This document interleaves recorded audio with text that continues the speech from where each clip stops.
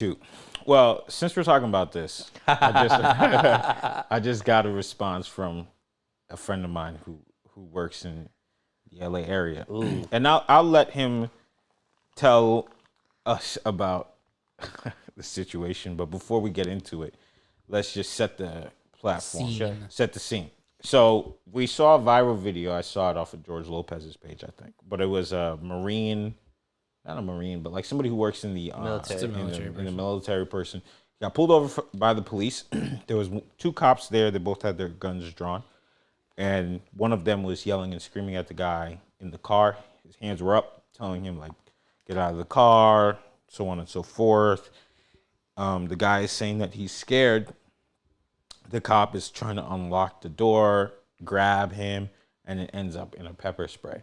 So I figured we should speak to somebody who works in the field and can give us some perspective, and maybe we can give him perspective too. Cool. All right.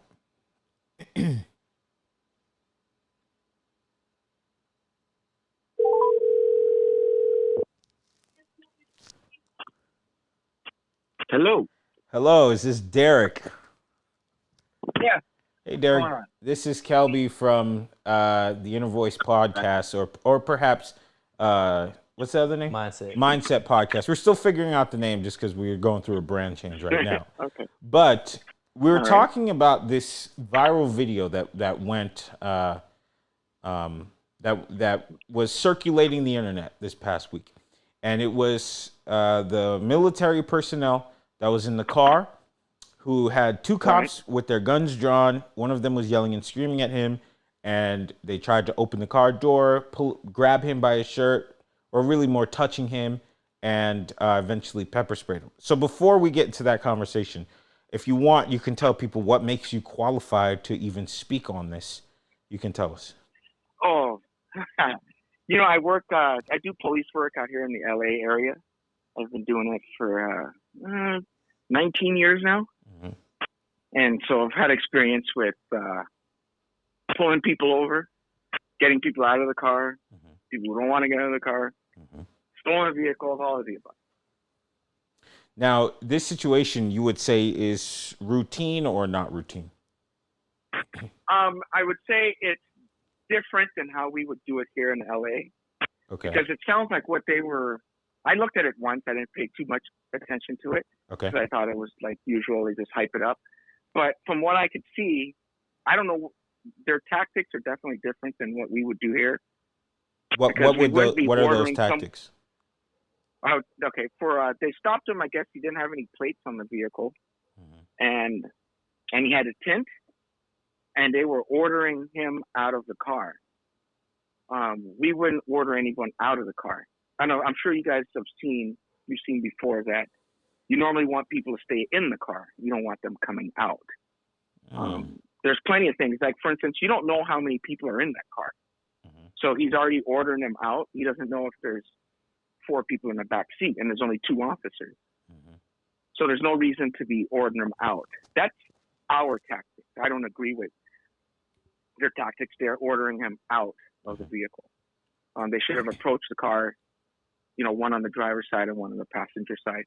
Just like I'm sure we've all been pulled over out here in the LA area. That's how most agencies do it here. And then from there, you have control over him where you can see his hands, and he can't, any quick movements, you have the upper hand on him where he's seated and he has to, if he has a weapon or something, you're in control of the situation.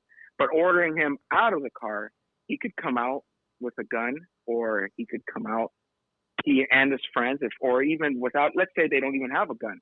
If 4 guys get out of the car and take off in separate directions, you don't have enough people there to chase them. Now, so I don't understand that. Couldn't they just pull the gun out of the car no matter what? Like, they could just shoot through the window?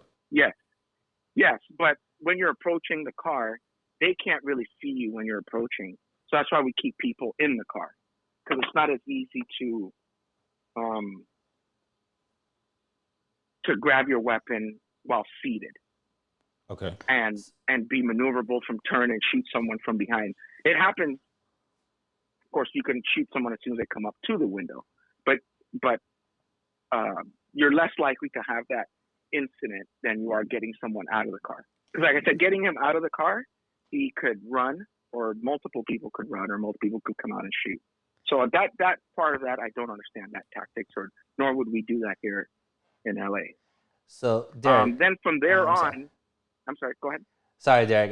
My name is Sunil. I want to just thank you for taking the time because we really getting your perspective. I think is going to help us out a lot. I think for me, the thing that was the most troubling was the conversation that was being had. So I understand that we're seeing the video not from the beginning. It could be at any point in it. But as far as like just the demeanor of the lieutenant that was in the car. The tone in which he was speaking, the words that he was saying, he clearly, you can hear audibly saying, I'm a little afraid to get out of the car. And then you hear clearly the cop say, well, you should be afraid. Now, one of the things that I think the dynamic around, stuff being so heightened is there seems to be kind of like, it doesn't seem that de-escalation is a primary thought process, or it doesn't, at least in these videos. And I also know that there's a narrative being spewed, but I'm saying, like, can you tell us a little bit about like how de-escalation is trained through as a police officer, and is that even a primary focus as far as like in a situation like this to de-escalate versus where it went? Yeah, that was a lot there, but I'm going to try to get it all. First, Sorry. I'll say that, but that's fine. The people that don't comply with orders, there's a reason they don't. If you stop them and you're telling them right now, put your hands out the window from this video, the first thing he did was say, well, why? Okay, turn off the car. Well, why do I have to do that?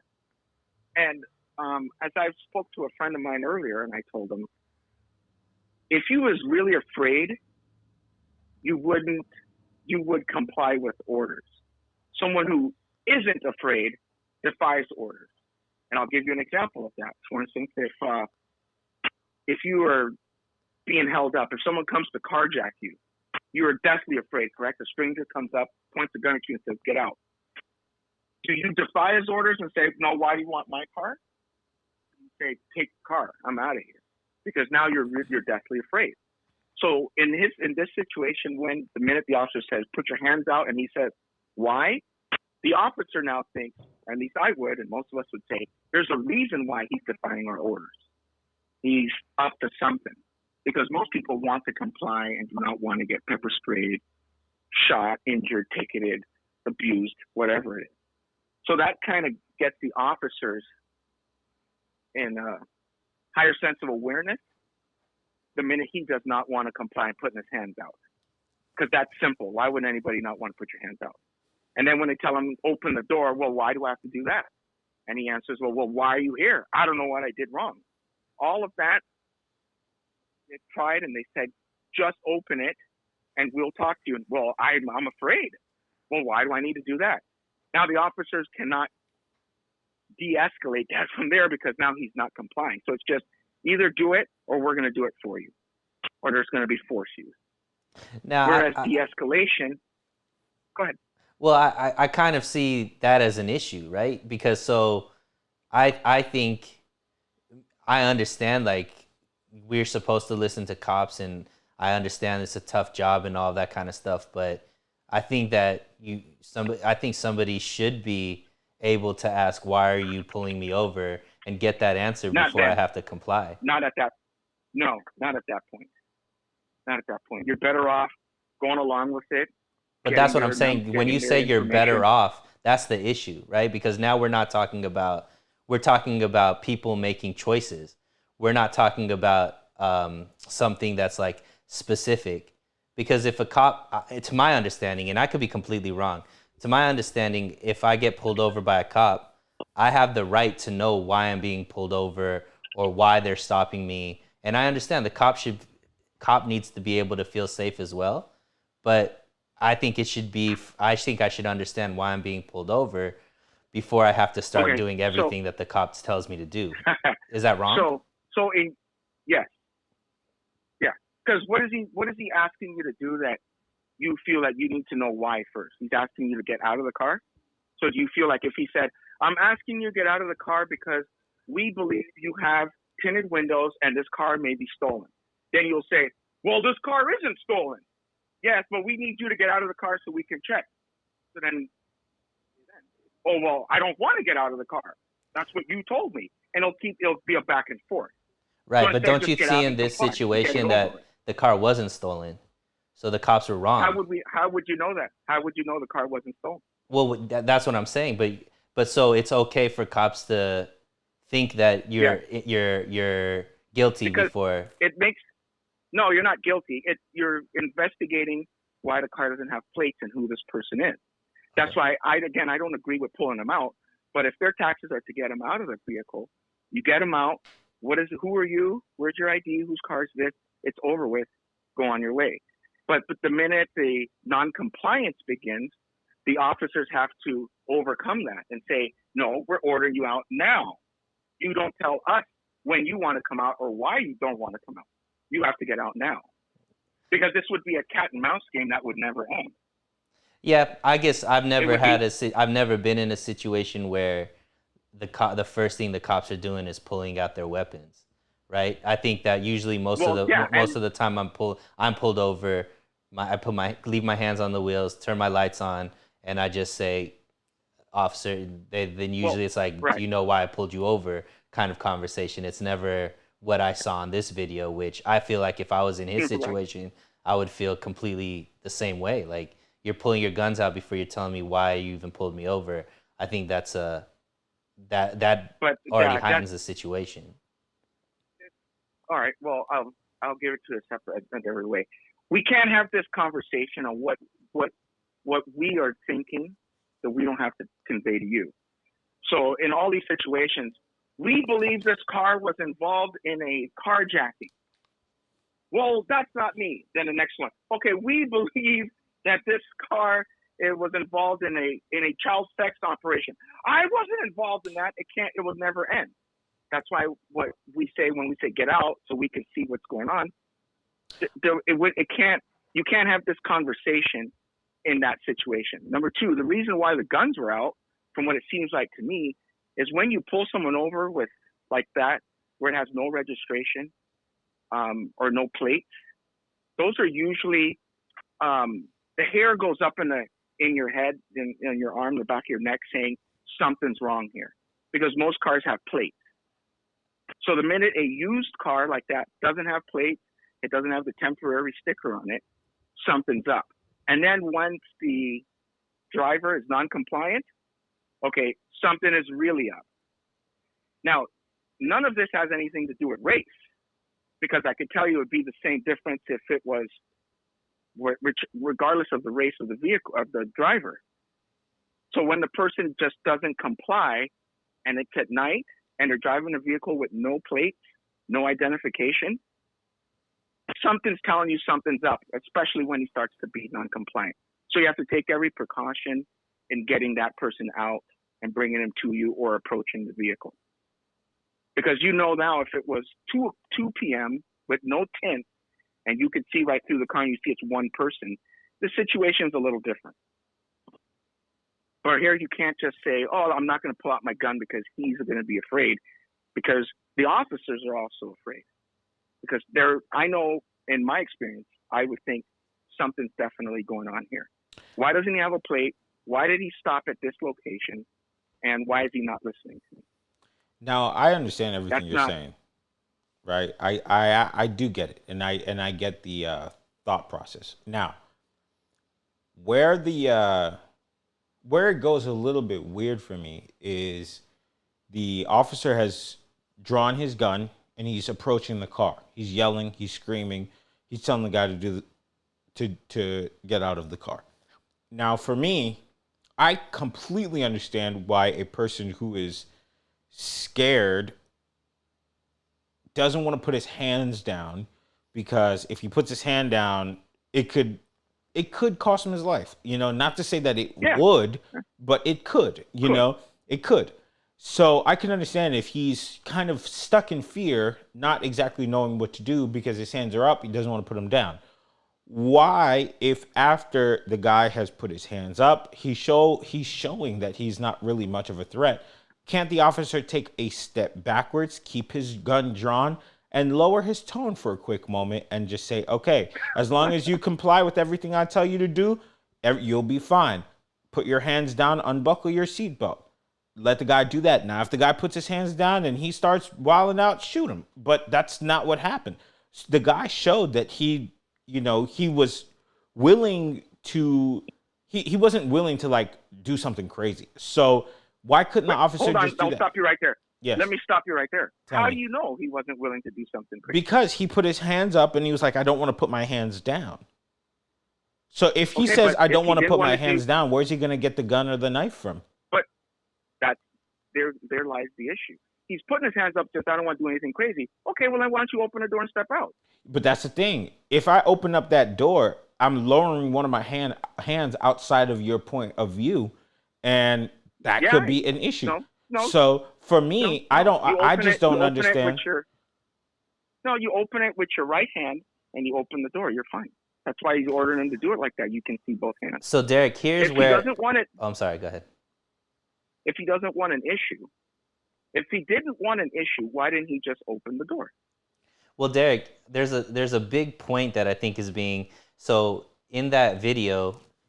He was saying, "I'm a little afraid to come out of the car," and the cop said, "You should be afraid." So I think that changes the whole dynamic of everything at that point. Yeah. Now, that's something I wouldn't say. You should be afraid. Yeah, but that's a big. That's I think that puts into context all of the answers answers all the questions you're asking. Why didn't he do this? Why didn't he do that? But when a cop says you should be afraid, now at that point, I'm thinking life or death. I'm not thinking I have a reason to be afraid. I'll correct you. Go ahead. Sure, but I'll correct you. Once that officer took several minutes to approach and say you should be afraid. He could have been out of that car 10 minutes before that. Because it took him a few minutes to approach the car, correct? That's why he approached and said you should be afraid. I'm not agreeing with him saying you should be afraid, but he was there several minutes, turn off the vehicle, get out of the car. Turn off the vehicle, get out of the vehicle, get out of the vehicle, get out of the vehicle, get out of the vehicle, get out of the vehicle, get out of the vehicle. That's not a person that's afraid. Yeah. So I have, and like I That's said, not a I person haven't that's seen from the beginning. I've only seen the clip where it kind of was already escalated at that point. So I don't know the context before and after. Have you seen a video from the beginning to the end? Yeah, I watched it, and I just because for me, the way I see it, most of these videos, or even they become a story, is because there's the racial element behind it, which is what I don't agree with. Because that's why they're making a story of it. If this was a white person, you would even know, or nor would anyone care about it. But because this person is a person of color, it now becomes, look how the officers treat a military veteran of a person of color. And that becomes the narrative, where that happens all the time with every color. Because you can't tell me that those officers knew what race the guy was with tinted windows at night from 20 yards back. Until he puts his window down. So that's why when I saw the video, I was like, nah, this is BS. This is just again trying to push that narrative. Even though I don't agree with the officer's tactic, I don't agree with him saying you should be afraid. But what about the excessive yelling to me? Like, couldn't he have? Like, I understand why it sounds goofy, but to me, I'm like, if he could just take a step back, keep his gun drawn. There's two of them there. So if the guy had tried to do anything funny, the other cop who's there could have just shot him. You know. So the guy could have. Why are you laughing at? Oh my gosh! No, you can't just shoot someone. No, but I'm just saying, if he like runs out of the car or he tries to do something like that, right? Correct. But I'm saying, is there not a way where the officer could have kept his distance, kept his gun drawn, and gave him directions, without having to scream and yell, because I think that adds on to why the guy is scared. Like, not necessarily scared, but he's thrown off. Like, he's in a position where this guy's yelling at me. He has a gun out. You remember what happened to Daniel Shaver in that hotel, where the cop is yelling and screaming at him, and then the moment his pants started falling down, they shot him to death. So it's like, you're laughing, but I don't know. We've seen this before, and it happened to a white guy.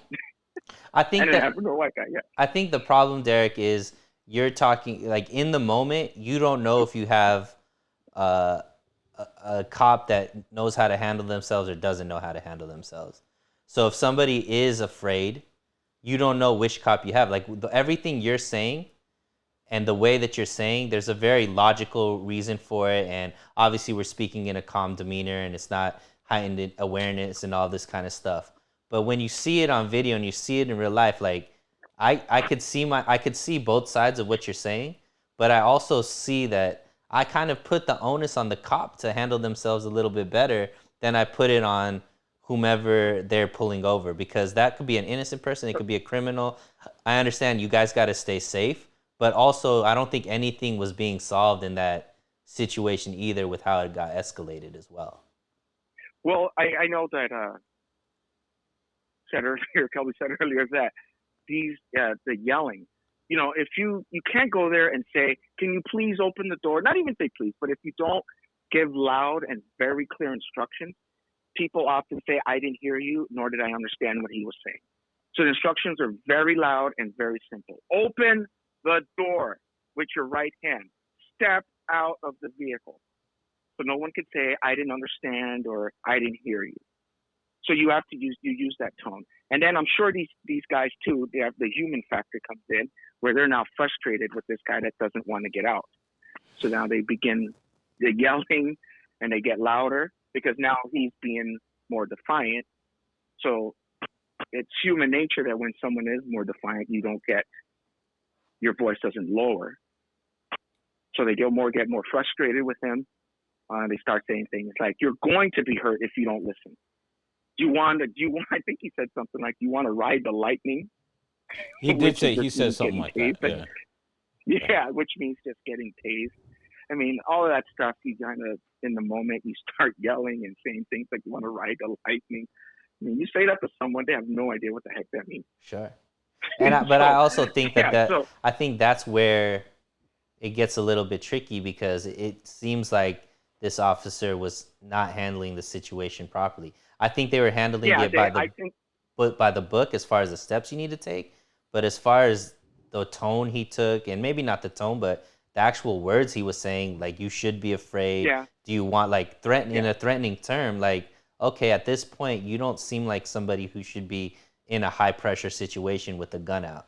Like all it takes is a twitch of the finger and that whole situation goes left, So how do you, I know what you're saying is, I'm not one of these defund the police type people. I totally understand the severity of those situations. It could have gone totally bad for the cops if that was a different situation and the person they were pulling over had a different, mindset or whatever the case may be. But I guess my question is, what kind of training is being done, or what's being done? Like, how would the police chief look at this situation, and how would they coach this cop, or would there be any reprimands for this cop? Like, what happens to this cop, or what do you think should happen to this cop? Wow, that's a lot there. I hope these guys, they do know that they have their cameras on them, and everything is recorded and everything is reviewed. There's nothing that gets deleted out of the dash cam or the body cam. So everything will get reviewed. So they have to know that all of their actions are being recorded. So the things that he is saying, he probably knows better, and he probably knows that those things are okay. I'm assuming. Other departments, the cop knows that what he's saying is okay? Yes, he probably assumes what he's doing and saying is okay because he's got his camera and the dash cam. Okay. And he knows that this guy's recording him. I don't know how their department is, but as for us, yeah, you'll get talked to for saying things like, You're going to ride the lightning? Yeah. No, but they, in terms of yelling, would they be reprimanded for any of this? Probably not. They might just tell them that in order to save face, you still kind of write the guy a cite. Because now by not giving him any cite, it looks like you had no reason to pull him over. But by writing him the cite, at least for the tinted windows or something, you were justified in what you did in at least stopping him. But now by giving him nothing, you're kind of saying, yeah, we were just on a fishing expedition and we didn't see anything. I don't know if they're not going to be reprimanded in any way. I mean, the language and yelling. Even pepper spraying? Probably not. Pepper spraying, no. They could have called a supervisor out, but pepper spraying if someone's non-compliant and wants to get out, no, pepper spraying at that level of force, non-compliant pepper spray is proper. So even with the virality of the video, do you think that these guys will just lose their jobs just because it went viral and everybody has a bad taste in their mouth? Great question. Yes.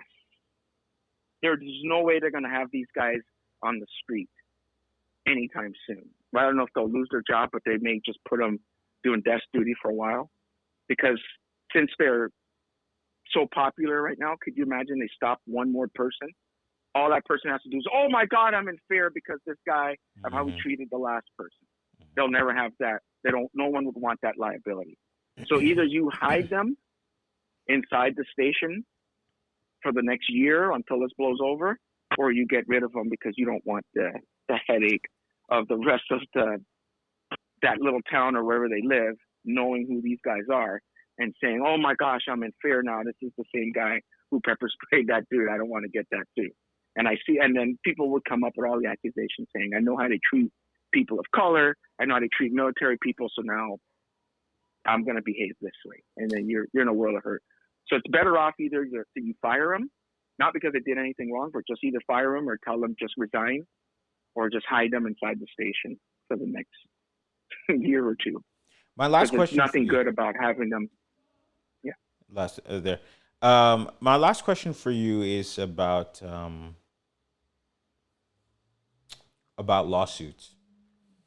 The guy in the car, does he have a lawsuit on his hands? Yes. Yes. Because he could say that his civil rights were violated, and most departments are not want to take that to court and fight that. They will normally just pay the person out, especially something that they said is so high profile. They're just going to pay him out. They're not saying that they're at fault. They're not. Anyone's not getting fault. They're just saying we are not going to take this to court and cost us a ton of money. Here's a check for. What do you guys think that's worth? 200,000, 250,000, 150,000, and they'll just write him a check and say we're done. They're not going to go into court and bringing up all of the officers' previous uses of force or bringing up his history and all that. They'll rather not spend all of that time and money and embarrassment. Police departments normally just pay the people out whenever there's an issue like this. I know what I'm about to try and do tonight. Appreciate your honesty, bro. This whole setup's going to be all around your car. I will catch that cop in 4K.